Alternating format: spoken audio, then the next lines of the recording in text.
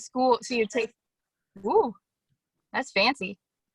So this is for, you're doing school over the summer? Yes, I have. I'm doing a college athletics class. It's over college athletics and just kind of like specific positions within athletic departments and kind of just all the specifics about it and kind of basically like that. Yeah, that's awesome. That's Yeah, really it's cool. pretty Like, awesome. yeah. Yeah. So obviously, I talked to Catherine and she was like, definitely talk to Stephanie. And so, obviously I don't know, we know of each other and I don't know a lot of your background. So I appreciate you taking the time to do this with me. For sure. And I really, I wanted to know like, what was your background, your personal, educational, and kind of like how you ended up getting to Bowling Green. Yeah.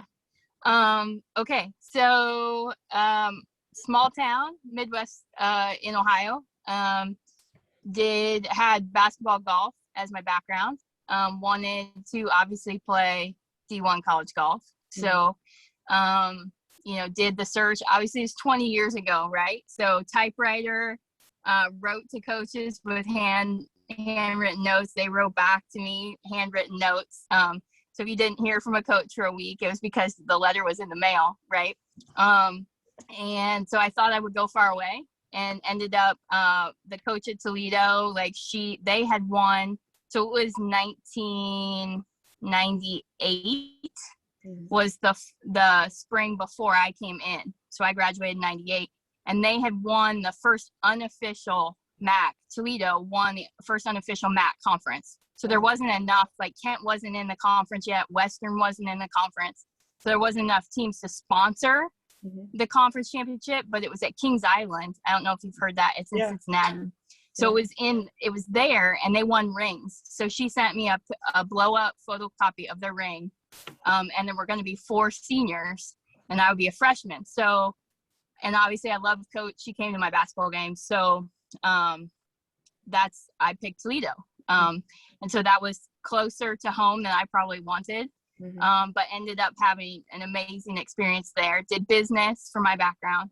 So my undergrad was business management. And I ended up, ironically, I won the Bowling Green tournament in the fall. And then, but had a back bad. And so coach just sat me down and was like, Steph, you gotta do a red shirt, like a medical red shirt. So obviously I didn't want to do that because obviously things were rolling pretty well there. But she wanted me to do it and convinced me to do it. So I ended up getting an extra, like a 5th year. And it works a little differently. Like I had played in 2 events. And we had won as a team twice. I had done like 2nd and a 1st. So that was but I ended up getting that year back, which is crazy. I'm very fortunate. So my 5th year allowed me to get my MBA. And so I got that in a year. I don't know how I did it, Morgan. But we had a blast. And so from there, I knew I wanted to coach, like somewhere along, like junior, like my injury, obviously my coach really pushed me because I was the captain for 4 of those 5 years. Learned a ton from those seniors that first year. And then obviously had, background with basketball and all that. So I knew I wanted to be, I wanted to be a leader. I was intentional about it. And then when I started having to lead, not playing, that really taught me a lot about the ins and outs of like coaching and realizing like, hey, I want to do this. I can motivate others and get people going towards a goal. So, but I knew background, like business wise, people are like, that's the background that you want. Because if you go into administration down the road, like that will be good. So those were kind of all the intertwinings. And then, but I knew I needed teaching background and I knew I was 23 when I got my MBA. So, I applied for some coaching positions. I applied for some golf positions. And during my MBA, I worked with the Junior Golf Association, Toledo Junior. I worked with the Toledo District Golf Association, which runs like amateur events. So I got my tournament ops. And then I taught underneath like the best teacher in Ohio at the time was at Sylvania Country Club. So I would work for him. He let me watch his lessons. I did junior camps for him, booked all his lessons. I did all that. And then from there, got a job at Sylvania Country Club. So I was an assistant there, and then got a job. I did all kinds of odd jobs to kind of build my resume. So the other thing was St. Ursula Academy. It's like an all-girls high school in Toledo. So I was there 2 years with the varsity team, and we went to state both those years. So that was helpful to kind of build that resume.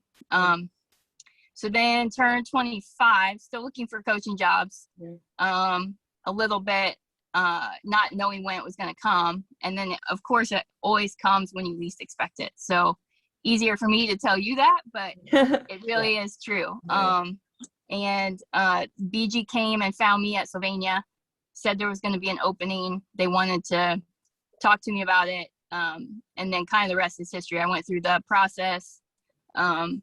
And 25, I did interim because it was the coach that had coached there all the years knew me from Toledo too.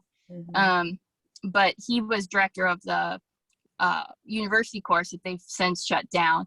But he was the director and the coach, and they were going to split the positions. And he had got married a little later in life and wanted kids. So he decided to take the director of golf position because it'd just be easier than coaching and traveling. So so that created the opening, and obviously been here ever since. So that's awesome. Yeah, they definitely did, work out from you and people for sure and everything. Yeah, that's awesome. And same with Fahey. She knew she wanted to coach about sophomore year, and then I intentionally said, okay, like, we're going to build into you. We're going to have that track. We're going to have that position for you when it's time. And, really intentional, like, we don't have GA position. We don't have any help from athletics. That was all a crafted, creative way to launch her off. And then she just accepted Colorado State. So I mean, that's another cool story of just how connected it's about who you know, and just being honest with them about what you want to do, and then having a couple advocates, and it comes when you least expect it. So I know it's so exciting for her. I know she was super stoked. For sure. So kind of just want to go into your operations, kind of golf, what, obviously I know similar, what are day-to-day operations and in-season, off-season, but for you, what are your typical, day-to-day work responsibilities when you're in season versus your off-season? Yeah, that's a good question. I think the cool part about our job is it's a little different all the time, but as you know, fall, spring is a lot more player meetings, intentionality, obviously taking care of stuff that the team is going through, practice.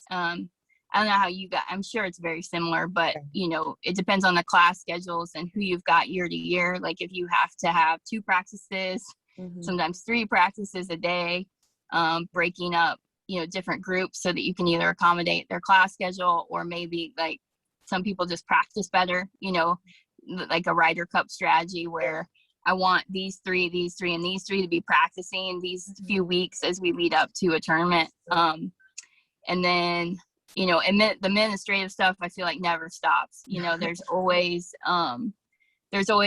areas on campus that want or need something from you. So you're coordinating that, you're doing your compliance stuff, care logs, recruiting's always going. So you're always tending to that. In the fall, obviously we're trying to get, kids from the summer to, if they haven't already visited unofficially, then visit. So you're kind of weaving in some of that, as well as official visits for kids who already signed. So obviously it's pre-COVID life, but that's fall, and then spring is, we host a lot. So you guys are hosting in the fall, and we host two tournaments in the spring.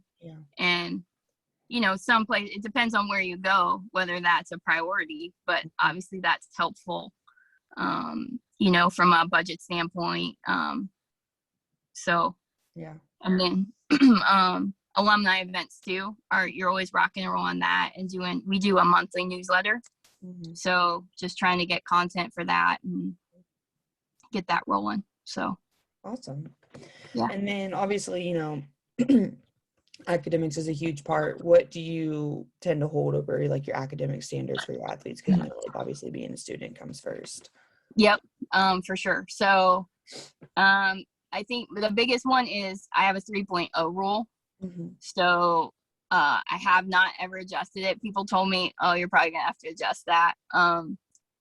It's a tough one, and I talk about in the recruiting process, and all it means is that if they don't maintain a cumulative 3.0, then their playing and practice privileges are paused until they can get that up. And typically, if they don't, I've only had it happen a handful of times, but if they don't meet it in the fall, then I have like a plan for them to reinstate them by April, so that they can at least play in our home event. But it's definitely a motivator, I think, for them. And then just once you, like, as soon as you get in and establish that it's valuable, and you meet with the kids and you add that as part of your conversation with them, as far as how are you doing, you're always talking about it. They know that that's of importance. Then you start building a culture where it's important, and all of a sudden you don't have to talk about it quite as much anymore. Like you don't want to ignore it, but they start to take responsibility for that, and then want to be the best team at BG or in the MAC or whatever it might be. Like that becomes important to them. So yeah. And do you guys have like study table requirements for? Oh yeah. Thanks for reminding me of that. Yeah, so we do 6 their freshman year, and they meet with a mentor, academic staff person, usually weekly. I ask them to do it weekly for the first month or 2, and then we go to bi-weekly usually. And then if they get to a point at the end of the freshman year, I always tell the recruits, like, it's going to be in place all the way through your freshman year, because I want them to build those habits. So it's not a punishment that you don't get it taken away. It's just we're trying to strengthen the habit. And then sophomore year, we take a look, and then we take it away as long as they maintain it. So, and we've only ever had, I think, maybe 2 or 3 like upperclassmen who have had study table requirements. So no, ours is very similar. Yeah. And then obviously, with having a team of all girls and everything, there are a lot of things that can happen drama-wise. Wild stories, Morgan. But like, what do you like to do, kind of like, to team bonding and to kind of, like fix, tension or anything that could be going on within team, because we know how easy that is to happen. Yep. So my kind of pillars are focus, fun, family. So we talk about, like, the focus piece is Division I commitment, athletic, academic. Then the fun piece is, if you don't love what you do, you're not going to do it very long. So we are very intentional about also having fun while we're working hard. And then the family piece I always talk about to anyone who will listen is, like, building that foundation of, like, being intentional with our relationships. So I think obviously recruiting, I always embarrass myself and talk to them about, it's like dating, right? You're dating them. And then when you get to marriage, and you're in our program, like, we still have to be intentional to, like, I'm going to hopefully grow over the 4 years, and they're going to grow over the 4 years. So we have to keep learning about each other. We have to keep intentionally building our relationship while it's the 4 years. And then if we do all that right, then hopefully we've come out the other side as alums, and they want to keep coming back, instead of like, I never want to see Coach Young or Bowling Green ever again. So I think that phase, like, that's how I lay it out to them. And then we try to flesh that out. And it's so hard, like, you guys, like, they compete against each other for spots, and then you got to go out to Qdoba afterwards. So we just talk about what that looks like, and trying to be for one another all the time. And not that hard times won't come, or fights, or somebody's really petty about something. It's going to happen, but then we try to remind them of all those things that are true, and ask them to like bring their level up and be for their teammates. And in general, it works. I mean, we've had a few people who get lost along the way and forget about that, and it becomes more important about them than about the team. And then that's, I've learned that sometimes you have to say goodbye and send them on their own journey, and take the team the other direction. But it doesn't, I think for both teams, I feel like that hasn't happened a lot over the years. So you definitely got to keep it up somehow, because it tends to happen when you're out together. It happens. It happens. And even now, there's so much vying for our players' attention, right? Like Instagram, everything. Like and it's so instant, and the things that last aren't instant at all. And the pandemic didn't help too much either. So having to play together in tournaments, and I don't know if it was good or bad. I know, right? So we just got to try to set everything back in motion, and it is, and then do you like to do like volunteer and community programs, kind of within that you're just, involved in, that you like to do like yearly, and certain ones you like to do? It's a good one. We did, for a while, we did the Humane Society. We volunteered with the dogs a lot. We worked with them for a year. We did an elementary school for several years. We had a partnership with them. So that was super cool. We got to like MC their auctions, and like pass out popcorn and ice cream and read to the kids, and do set up and tear down for them, and talk to them about why lunch is important, stuff. So I think that's fun. We did a lot of not crafts, but like brown bags for homeless shelter, and made dog toys out of t-shirt. Like we did all kinds of crazy stuff this year because we couldn't be person to person, it felt like. And we raked yards, leaves and stuff. So we had to be creative in the pandemic, but the last 4 years, we've been 1 or 3 in whatever that helper thing is for community service. So it's definitely now, I almost feel like it's embedded in our culture at this point, to keep trying to continue to be more creative about helping others, and the girls are really passionate about that. So it's very rewarding in the end, to kind of see like you get away from certain things, and then like we always have the certain ones we did every year, and people love seeing you out there and totally being able to do something different, it feels like, for once. And get away. And Muncie and BG are obviously really similar. And you guys are probably a little bigger than us, but it's small town, and people really appreciate that kind of stuff. So. We always do the Secret Families one at Christmas every year. Oh, that's a cool one. I've heard about where, that. We wrap the presents, or we shop for the families in need, and it's so much fun. I always look forward to it every year, and I know that's awesome. And that's her favorite, so it's awesome. And they love seeing us out there because they actually max out like the volunteers every year. So like a lot of the teams do it, but if you don't get signed up in time, then you don't get to do it. Because they always have too many volunteers. That's awesome. That's a great problem to have. It sounds super cool. It is. And then I kind of want to switch into like your recruiting. So obviously that's a huge part of it. So when you're looking at recruits, when you like profile potential recruits, how do you see them to be a good fit at Bowling Green, and what qualities are you looking for, and how are you making that determination that they're a good fit for your program? That's great. Great question. So I think obviously, going without saying, I would at the beginning, at the outset, I think like scoring wise, 75 to 79, now 72 to 75 almost, because the bar just keeps going higher.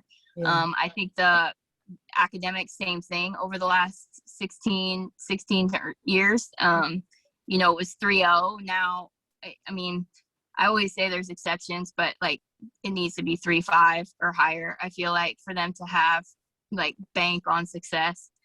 So that's a tough combination to find in and of itself. And then I feel like our footprint, like we have to go outside a little bit just because there's so much competition, especially within the state of Ohio. So we have to kind of think outside the box about other states and what their profile, what that academic and athletic profile looks like. So that's just like the first. And then the most important things, obviously past that, I always talk about team first. Like, so one of the very first conversations is like, if you're used to operating on your own and you don't have any interest in being part of like something bigger with the team, it sounds cliche, but like, that's not how we operate. So, I try to weed that out. I love multi-sport athletes. I think that gives them a grittier start.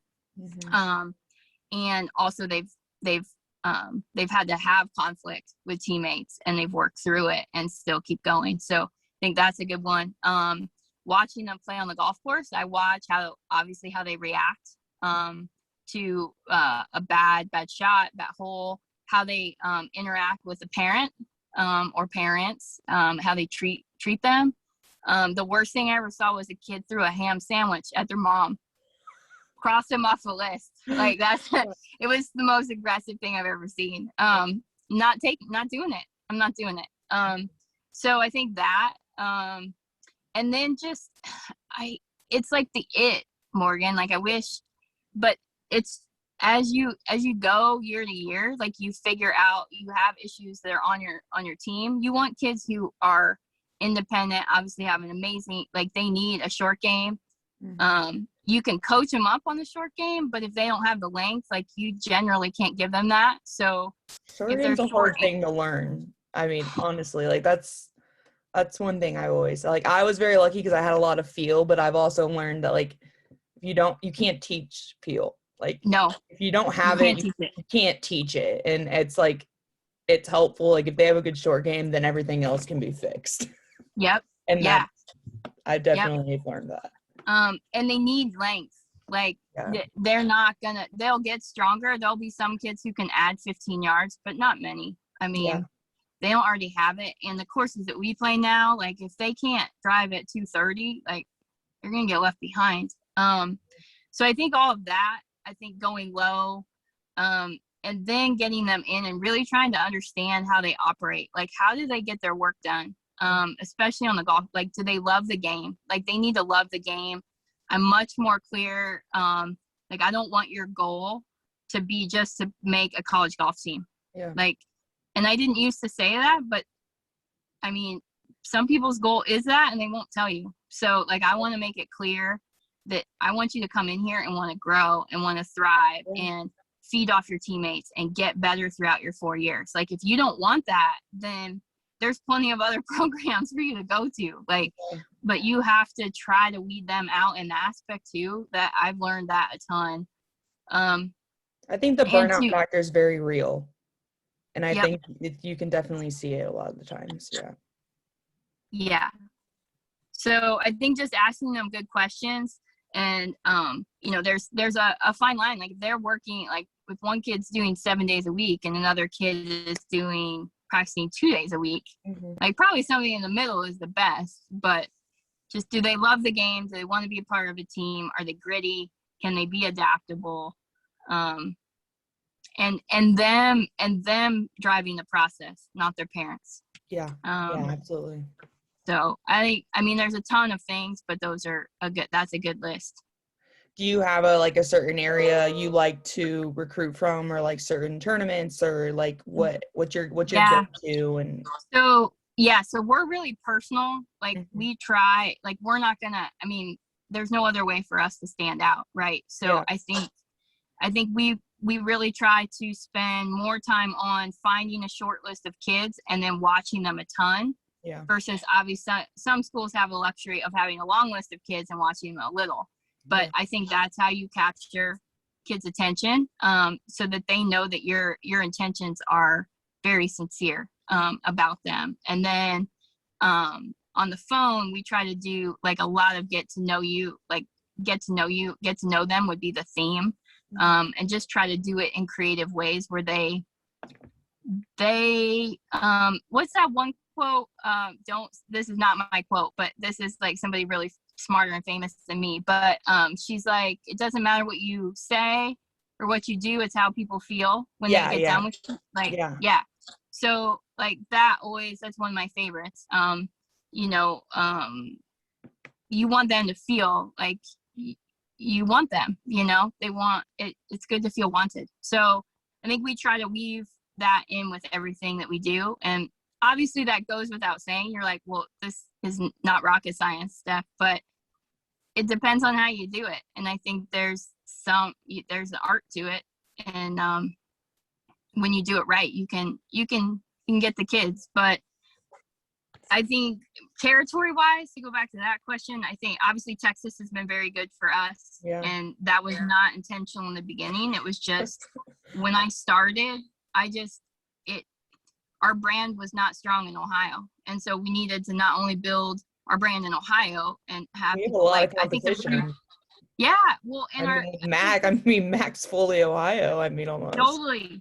And I think they had spent $74 on recruiting the year I got there. So $74, like so it didn't matter what zip code they were, Morgan, like we needed talent. And so I swung for the fences early on several and lost, but we at least got in the conversation. And then as we kept going, we got kids who, each era, if you will, like kind of changed the game.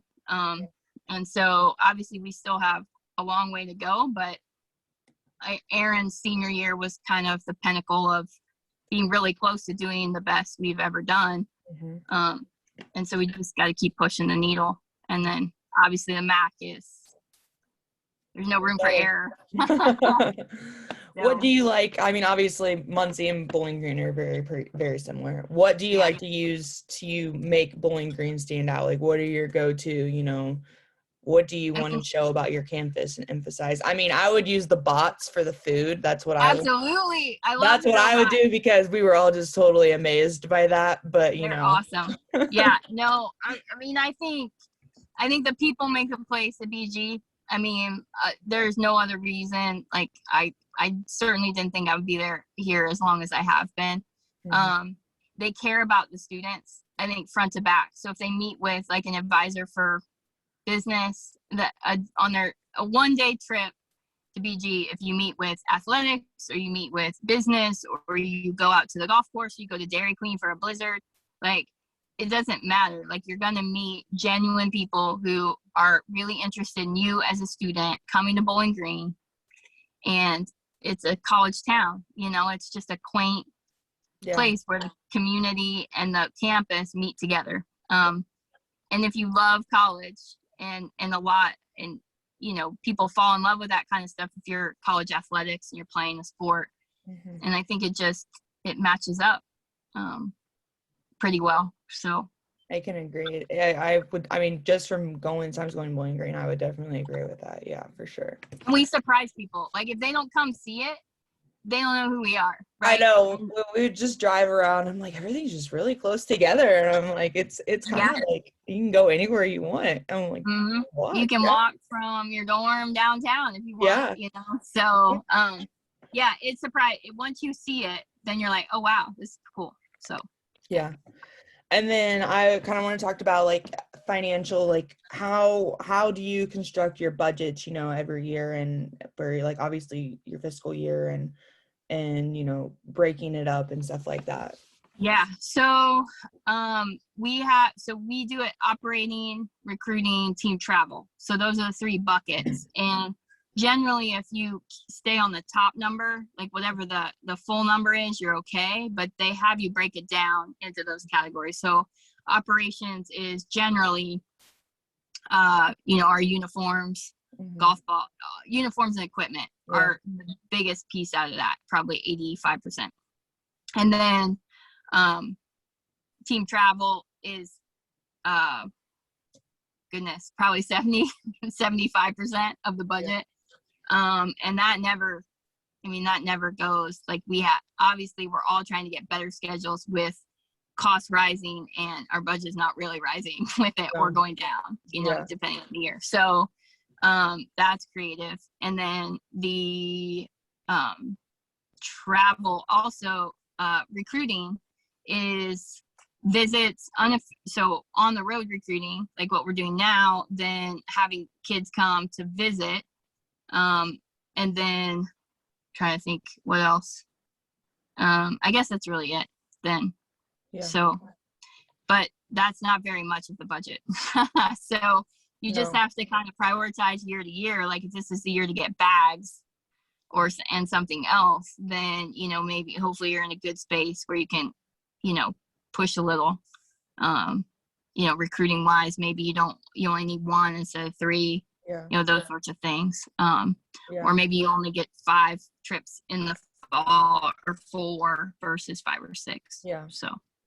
And then how do you see, obviously, the pandemic had a huge effect on, college athletics and being a college coach? Like, how did that, how do you think that affect college golf and being a college coach and how it's different from the past? Yeah. Such a weird time. I think, obviously, you had to be creative. Obviously, I think from a professional standpoint, working from home was really difficult. Obviously had some perks, I have 2 dogs. So obviously, getting to let them out and being around a little more with them was certainly, and not traveling, certainly great. But I think it was really hard it took me a couple months to figure out the right rhythm of working from home. And not that was different from anyone else, but that was a thing that I wouldn't have anticipated. And then I think with the team, I think it was just the roller coaster of emotions that they went through, and not really being able to fix it necessarily, for them, like just trying to be there for them, provide consistent, like, team meeting time space. I wouldn't even call it a meeting, but just space where we were all together on a regular basis to, one, provide a schedule, like a consistent schedule, and try to keep things as normal as possible for them, knowing it wasn't normal. And then just allowing them all to process at their own pace. It was hard. And then coming back, as like thinking what we were good, like, all we have to do is get to here and we're good. And then fall took a lot. Like fall being canceled was even more crushing than the other, I feel like. And watching other teams play. So I think all of that,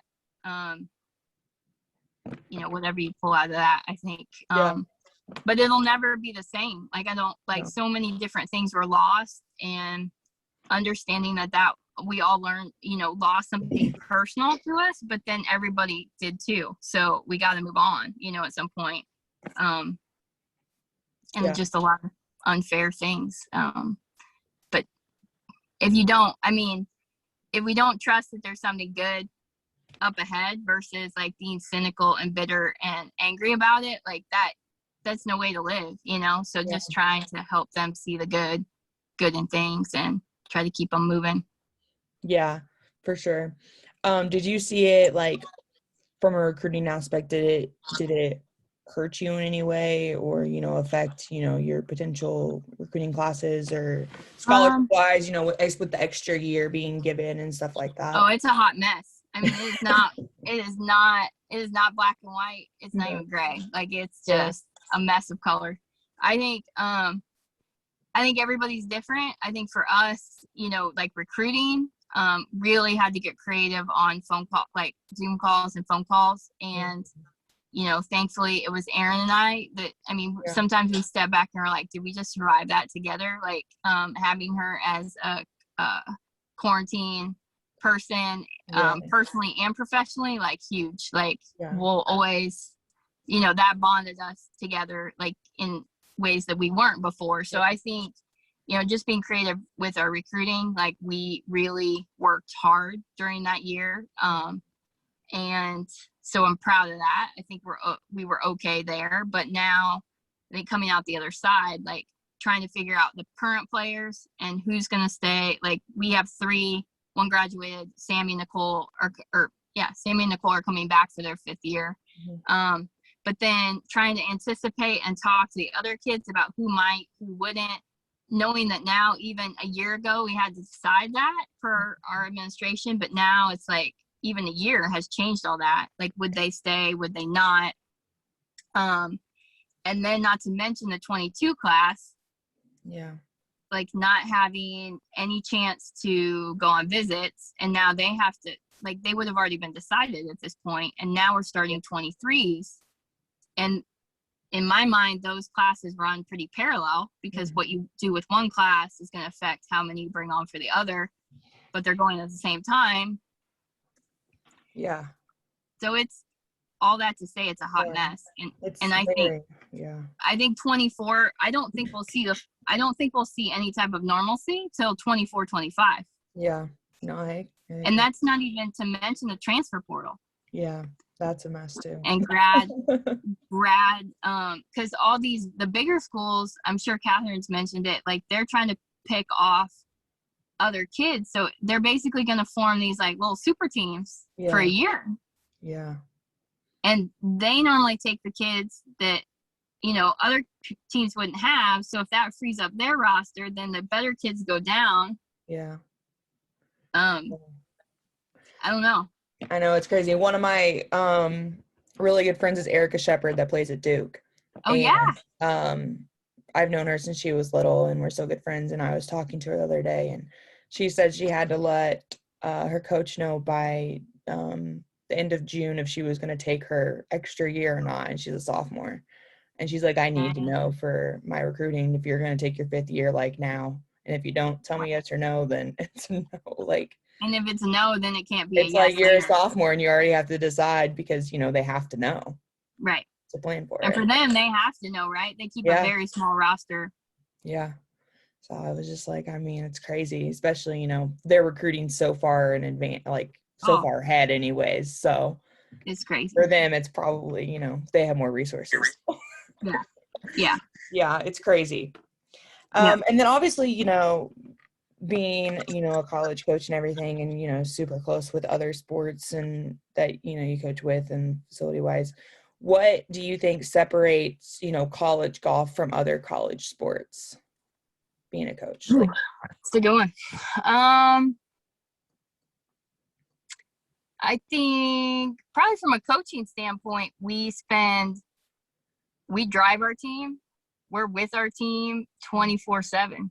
I mean, I don't think most of the head coaches of other teams, I'm not taking anything away from them, but just talking straight differences, probably don't have the opportunity to be that close to their players. And obviously Catherine with you and me with Aaron for this time, like that's a little different as far as like you guys can be, you guys are playing that middle role of an assistant for us. But generally, the head coach is usually doing all the hats, right? So I think the relationship to the players and the direct contact with the players the frequency is definitely the difference and advantage in my opinion. And then other than that, I think golf is, it's the other difference is they're truly competing against each other, to go on trip, and we don't travel on a really unique aspect as far as team chemistry. Yeah. And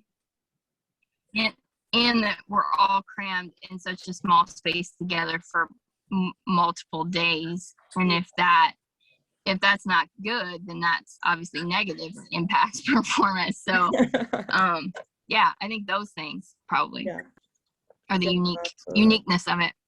Yeah. And then what do you think are what characteristics and qualifications do you think are needed to be a college coach? What do you see fit to make it in the industry? Obviously I think it comes down to like your your relationship skills really, and your communication skills. Because you've got you've got to be good at recruiting. And then I think just the ability to run, how you manage your team, like how you operate your team. Yes, there's the X's and O's, all of that. And not to say that a great teacher doesn't make a great coach, or a tour player doesn't make a great coach. But I do think there's some other, and so I think in relationships with your kids and how you manage, like you being the CEO of your team, I think those are like the big pieces for sure. Absolutely. And then it's selfless, right? Yeah. It's selfless. Yeah. It's a selfless business. So. And then just my last one, like what recommendations, would you give to, graduate students, pursuing to, go into the college athletics field or being a college coach, working in college athletics in general? Yep. I think be open-minded about your path for sure. Never take don't take for granted or don't take lightly, each interaction you have. I mean, even just our little world of the MAC. I mean, there are so many backgrounds and stories, and the fact that we're all, for the most part, all pretty darn close knit. Yeah. We want to win, we want to compete, but at the end of the day, we're for each other. I really believe that. And so just how that web, like college golf and college athletics, is really small. And so build relationships with your administrators, go out of your way to, if you only have one encounter with somebody, make the most of it, not in a like go over the top kind of way, but just be genuine, be yourself, and be open to the possibility that if that person goes to somewhere else, like what impression are you going to leave them of Morgan? And just advocate for other people too. Don't be afraid to advocate for others, because it might, there's not many jobs around, but just keep, advocating for other people and rooting for them, and they'll root for you. And when the right spot comes, it's going to happen.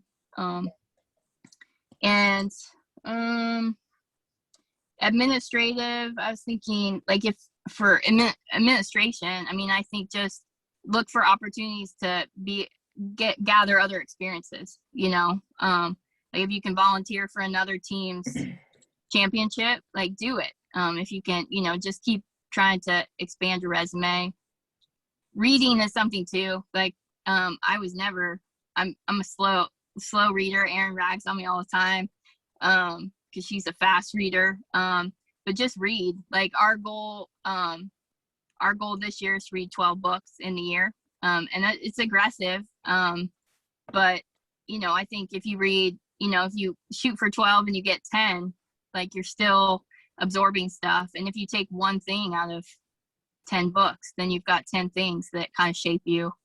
And you just keep growing it. So I think that's helped me too, to push myself in something I'm not great at, but it's good for you too. So. Yeah. And obviously, you being a coach, you rely a lot on your support system, whether it be compliance or athletic administrators or, your SWA or SAS, whatever it might be. Like those are super important, like what do you want and expect out of them to, help support you in your program to perform at the best. Yeah, I think, that's been one of our biggest keys for our program, is being intentional about building the relationships across campus. And then, so that they can get to know me, get to know our program, and then want to help us.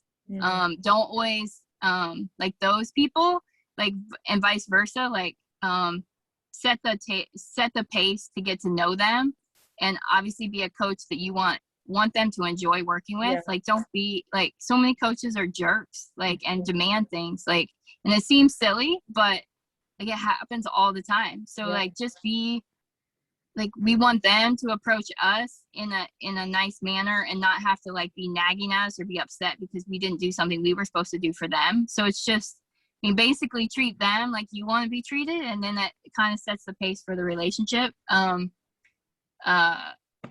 you know, and they know that I'm not going to come ask them for something unless it's really important. And so when I do ask them for something, they generally do it pretty quickly because they know it's important. So I make sure that I value their time and their talents.